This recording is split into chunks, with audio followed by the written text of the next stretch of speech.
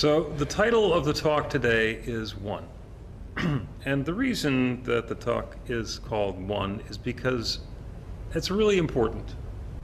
In the New Thought teaching, oneness is like the whole enchilada. I mean, in religious science, Ernest Holmes was asked what he believed, what we believe in religious science, and he came up with this list of 11 things.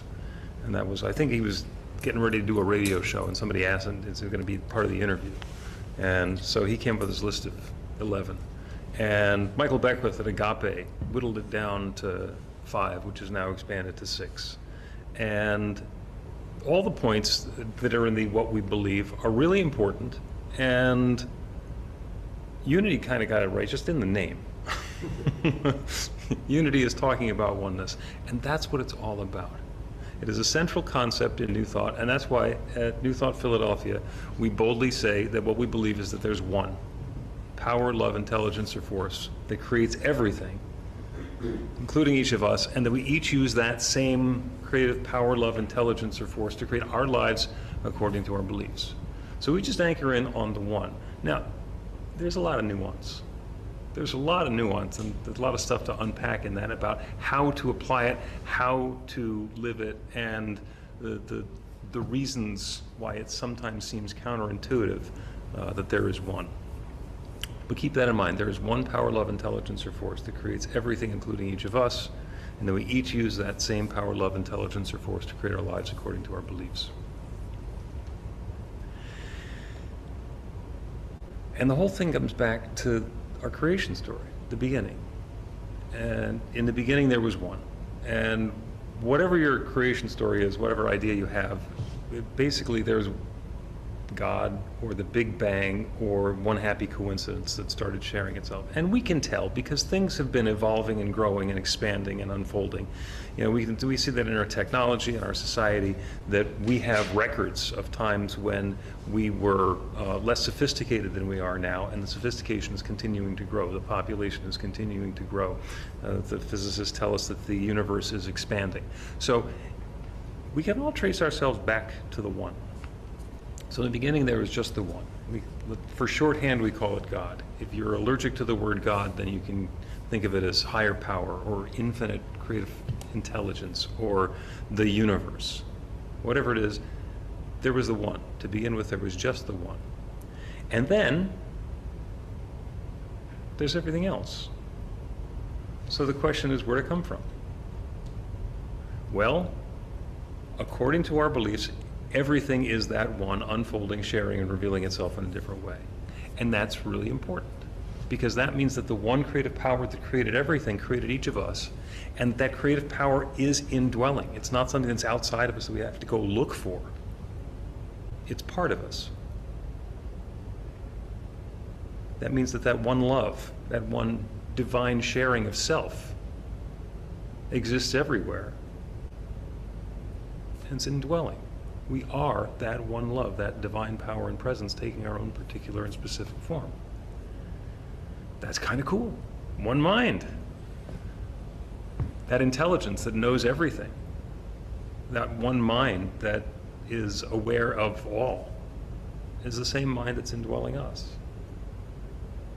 So of course, with me standing here in front of you saying this on Sunday morning in the beginning of January, kicking off the year in month number 1 with the idea of one, I say, oh, well, thanks for explaining that, Bill.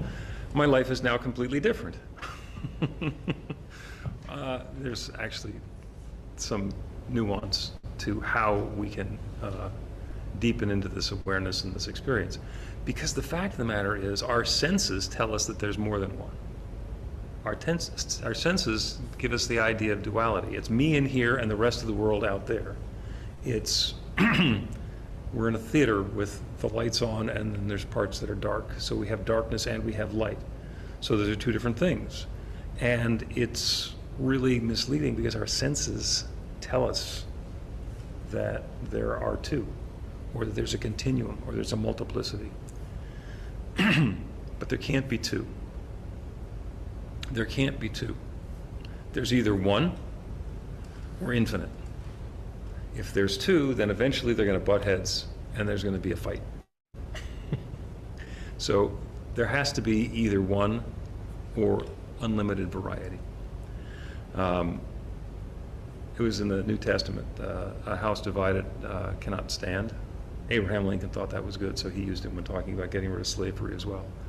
But it's true, a house divided cannot stand.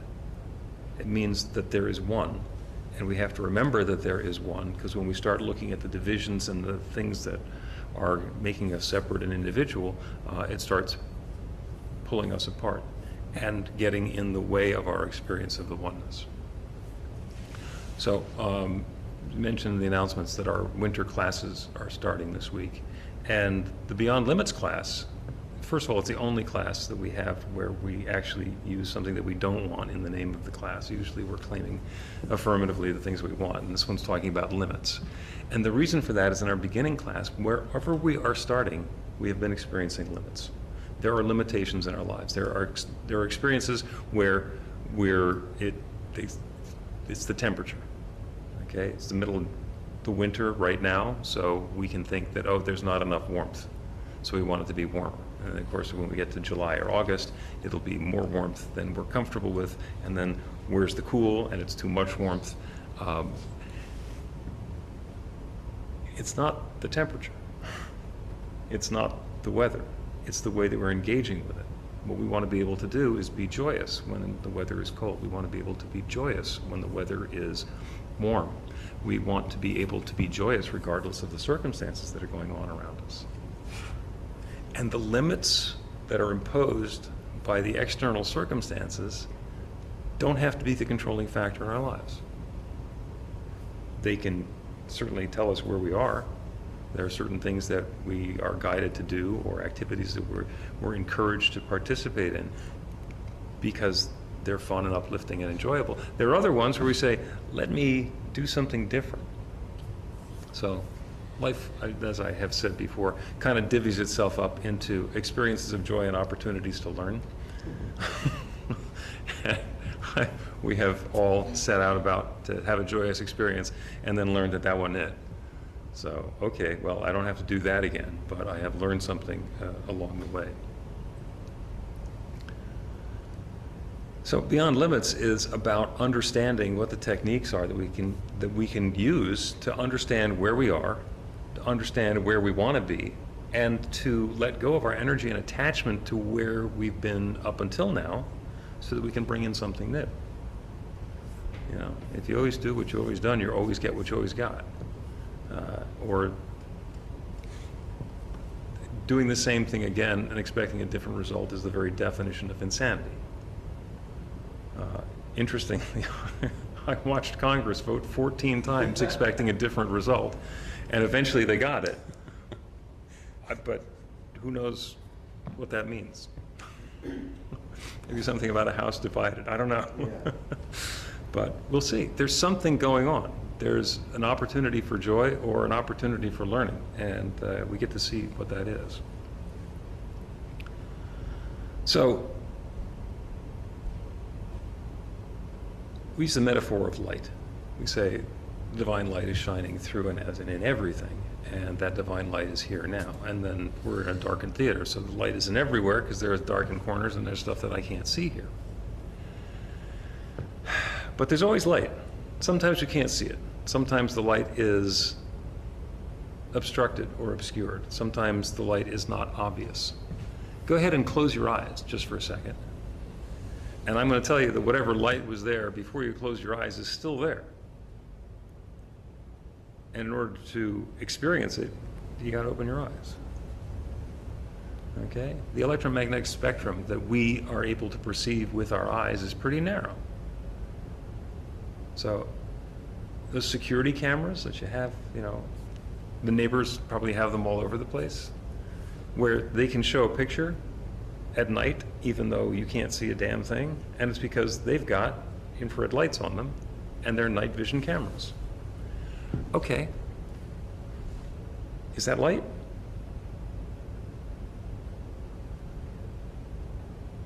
You can't see it. It's light, but you can't see it. Okay, there's a dog whistle, you know? You blow the dog whistle and I can't hear it, but the dog can. Somebody's telling me about squeaky toys for dogs, where the squeaker is a dog whistle pitch. So the dogs love it, and it doesn't annoy the people.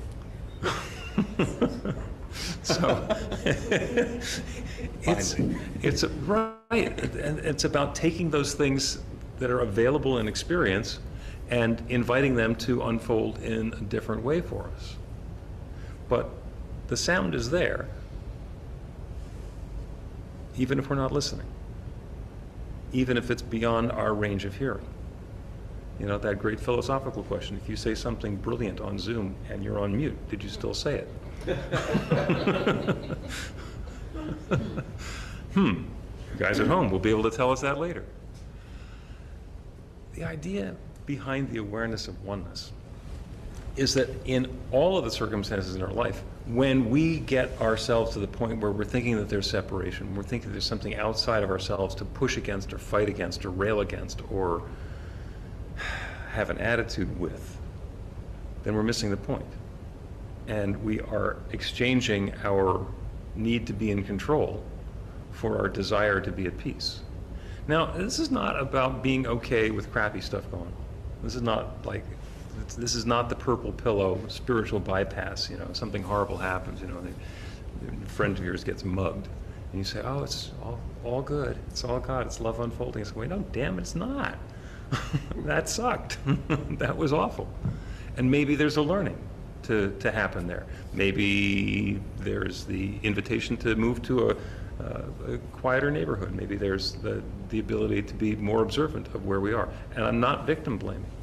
I'm saying that we are all doing a dance, and we all get to take part in the things we've done. We've all had an experience where you say, oh, I wish I'd known now, or known then what I knew now, because I would have done something differently. And in all of those cases, it's not like we're to blame for not knowing it at the time or for going down that path at the time that we were. It's about being in that process where we were. Because we all have stories of where you were planning on doing something and the plans got changed at the last possible second, and it turns out that not being wherever you were planning to be was the best thing that could have happened for you. Is there anybody who doesn't have one of those stories? If you don't have one of those stories, then by all means get into Beyond Limits, because those stories will show up all the time. Breen had a great prayer work story about a 45-minute drive that took 29 minutes because it was time for that to happen. And Breen, having gone through practitioner class with him, formerly would have had his ego be very much involved in that whole scenario, and probably could have spent the entire 29 minutes screaming. And this time I would guess you did not.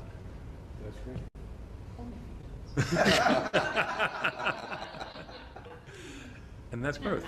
That's love unfolding. That's the opportunity for something different to reveal itself in previously what you thought was going to be the same circumstance.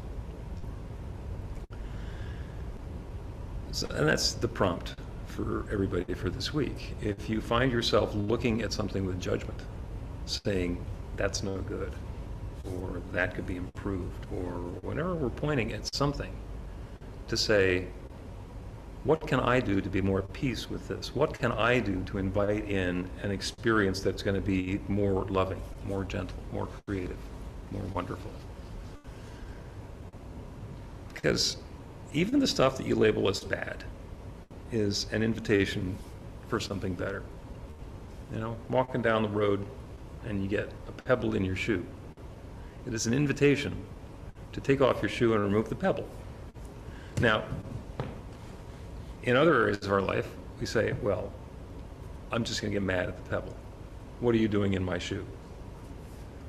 And why are there stupid pebbles on this path anyway? And you can do any number of things to be upset or distraught or just, why me? Why does this have to happen to me, a pebble in my shoe, that I have to stop and dwell? It just happens.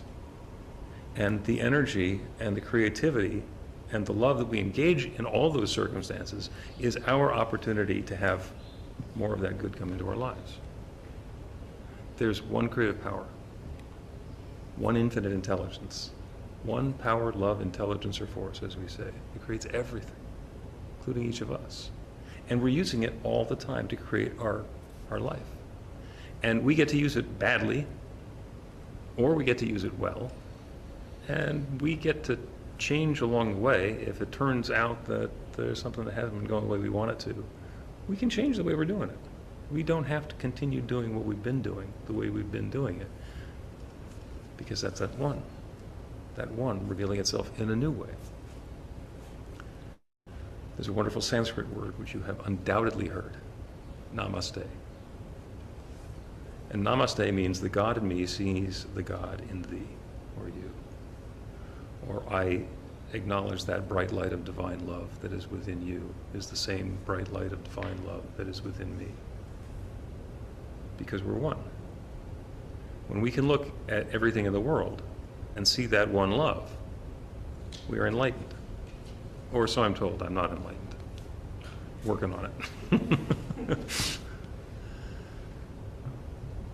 So this week, as you're kicking off January 2023, or just Monday, invite in more love. Invite in more of the awareness of that one. Let yourself be guided and informed and uplifted, and let the good happen, because you deserve it. So it is.